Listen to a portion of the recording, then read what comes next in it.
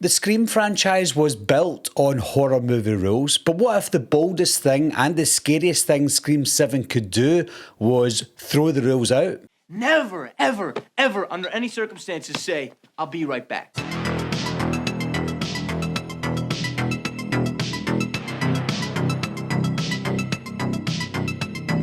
Hi guys, my name's Barry and welcome back to the channel. What we're going to discuss today is what is the potential for Scream 7 having no rules whatsoever. We know that the Scream franchise is built up on horror movie rules and cliches, but the rules play a big part in each of the movies. We started off in 1996 with Randy laying out those ground rules to survive in a horror movie, and going from that to Scream 7, could it be time to hang up the rules and get more serious because we've got that intimacy with Sidney Prescott and her family, and she's trying to protect one of her daughters, Tatum? What is the point in having these rules in a movie like this? If we rewind quickly through the franchise, we've got Scream that introduced the classic horror rules, like don't say I'll be right back, Because you won't be back. don't drink or do drugs, and absolutely no sex if you want to survive a horror movie. Big no-no! Scream 2 expands that into sequel rules. The way I see it, someone's out to make a sequel. The death count goes up, the stakes get bigger, and anyone can die. Carnage, candy.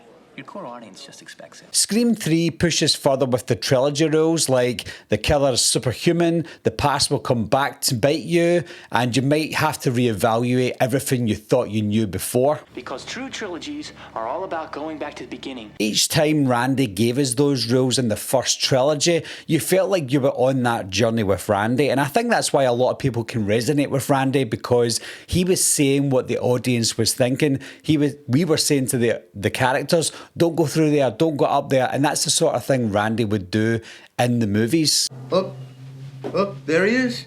I told you. I think after the first trilogy, which was a perfect trilogy in terms of the rules of surviving a horror movie, after that though, I think from Scream 4 onwards, the rules started to get a bit repetitive. Scream 4 goes for the remake rules. It's more brutal, more extreme, more online, more new generation versus the original. The killer should be filming the murders. It's like the natural next step in a psycho-slasher innovation. Scream 5 introduces the requel rules, like legacy characters returning, elevated horror, fandom toxicity. They just laugh at us. And why? Because we love something? And then Scream 6 goes for the full-on franchise rules. No one is safe, bigger body count, and legacy doesn't guarantee survival. We're in a franchise! In those three movies, it just feels like a lot of the rules that they introduced us to felt like a reintroduction to the rules that we already had in the first three movies. It was just masked by the trends that were going on, like legacy horror or remakes, etc. It's fun, but I think as the movies went by, they felt more forced and less natural. We're in a franchise. When you look back on the original trilogy, when Randy was telling us the rules in the first three movies, we felt invested in not just the character, but in the rules that he was giving us. Because the rules were so cool in the first movie, everything Randy was telling us or telling the characters in the movie, we had to really take seriously, because Randy felt like the character we could go to help us survive this horror movie. There are certain rules that one must abide by in order to successfully survive a horror movie. When it came to the later movies, especially Scream 5 and Scream 6, it just felt like a box ticking exercise where the writers thought, right, we have to put rules in the movie, we have to have a character tell us those rules, and we have to force the audience to love the character that's given the other characters the rules of the movie. Because it was so obvious, because it felt so forced and copied to Randy, then it just didn't work for me. It always goes back to the original. So what happens if Scream 7 doesn't give us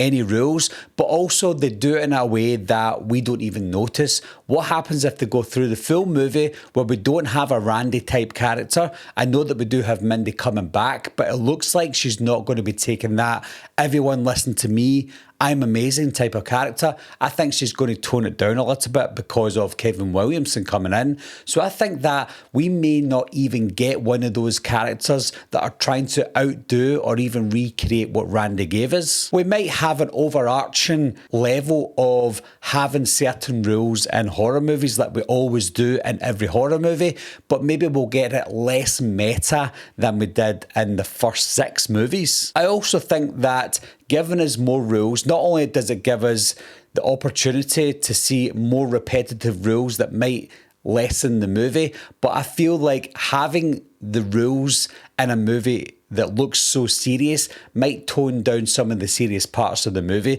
Could you imagine something's happening between Sidney and her daughter Tatum? Tatum is struggling to survive, maybe something's happened, and then all of a sudden we get this comedic meta moment that introduces rules into the movie. Of course, you can do it smartly because Kevin Williamson is coming back, but to give us rules maybe at the wrong time in the movie might ruin the flow. But as mentioned, Kevin Williamson is coming back. He's not writing the movie, but I'm sure he's going to have a helping hand, and I think he does have a credit in helping to write the movie.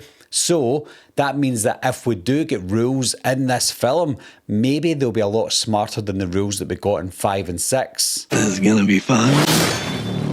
I think a big question is, if there is going to be rules in this movie, what type of rules are we going to have? What has changed within the horror genre between Scream 6 and Scream 7? I don't think an awful lot has changed. So if not a lot has changed in the landscape of horror movies, are we going to get the same type of rules in Scream 6?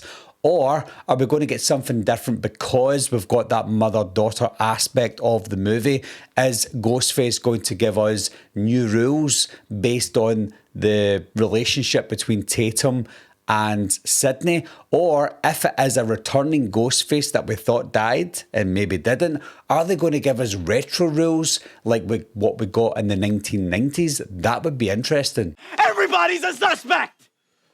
But let me know down in the comments section, guys, do you want to see rules in Scream 7? And if you do, what are the rules that you want to see in this movie? As always, leave your thoughts and opinions down below. Let me know what you think, and I'll talk to you soon. I'm gonna burn it all down. Mother. I'll be right back.